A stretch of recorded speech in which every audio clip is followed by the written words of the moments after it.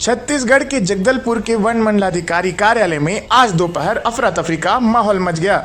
दरअसल शासकीय वाहन में दुर्घटना का शिकार हुए मृतक के परिवार को मुआवजा न देने को लेकर आज दोपहर न्यायालयीन के कर्मचारी वन मंडलाधिकारी कार्यालय को सील बंद कर कुर्क करने पहुंच गए। इसी दौरान न्यायालय के कर्मचारी और विभाग के कर्मचारियों की आपस में बहस शुरू हो गई। विभाग का कहना था कि न्यायालय के दिए गए समय से पहले 9 मई के पहले न्यायालय के कर्मचारी यहां पर कुर्क करने पहुंचे हैं। देखिए दीपक वैष्णव की ये विशेष रिपोर्ट।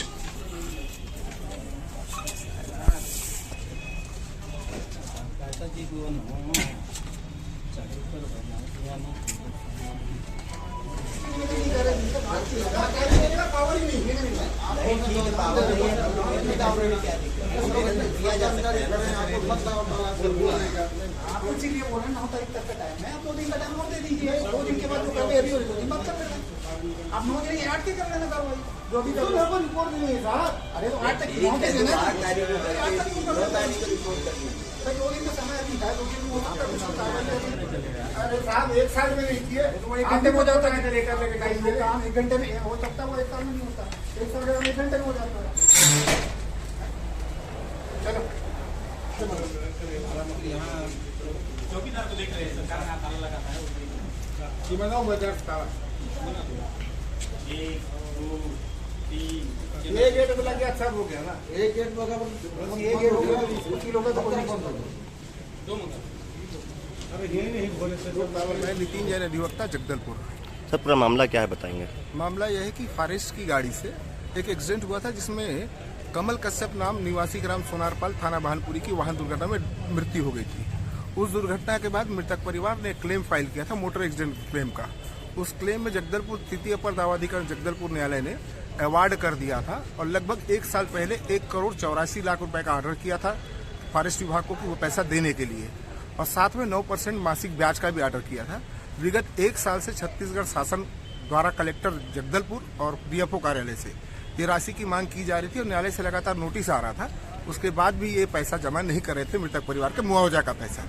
अंततः इन्होंने न्यायालय से कई बार समय लिया और अंततः दिनांक 22 अप्रैल को माननीय तृतीय अपर दावाधिकारी जगदलपुर न्यायालय ने इनकी संपत्ति को कुर्क करने का आदेश कर दिया है, जिसके तारतम्य में आज न्यायालयीन कर्मचारी और आदेशिका आकर इस कार्यालय को से इन संपत्तियों को कुर्क करने के लिए सील कर रहे हैं। मैं मृतक परिवार का अधिवक्ता रहा हूं। यह आदेश न केवल डीएफओ कार्यालय के लिए है, बल्कि छत्तीसगढ़ शासन के रिप्रेजेंटेटिव के रूप में चूंकि कलेक्टर होते हैं, इसलिए कलेक्टर कार्यालय से भी यही आदेश है। संभवतः इस अगली प्रक्रिया में डीएफओ कार्यालय जैसे आज सील हो रहा है, वैसे ही कल या आगामी दिनांक को कलेक्टर कार्यालय के खिलाफ भी यही कुर्क वारंट का आदेश है, इसलिए कलेक्टर कार्यालय के भी कुर्क होने की संभावना है। अभी क्या किया जाएगा सर?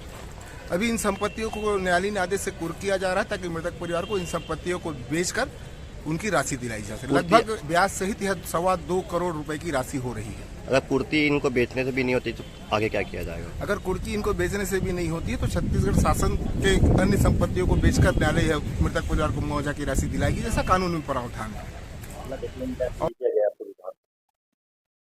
हाँ, तो इस संबंध में बताना चाहूँगा कि 2021 में एक शासकीय वाहन से दुर्घटना हो गई थी जिसपे एक की डेथ हो गई थी। उसी के मुआवजा प्रकरण में कोर्ट ने जो है 1,82,00,000 का मुआवजा का आदेश जारी किया था, है ना, जिसके खिलाफ हम विधि विभाग से अनुमति लेके हाई कोर्ट गए हुए हैं। अप्रैल में हमको अनुमति मिली थी और एप्लीकेशन भी हाई कोर्ट ने हमारा एक्सेप्ट कर लिया है और सबको नोटिस जारी हुआ है। और इधर हम लोअर कोर्ट में भी हमने अपना आवेदन रखा था, जिसपे माननीय न्यायालय ने हमको 9 मई तक का टाइम दिया हुआ है राशि जमा करने के लिए, लेकिन इसके बावजूद भी पता नहीं कैसे आज जो है 9 से पहले आकर सील करने की कार्रवाई की गई है।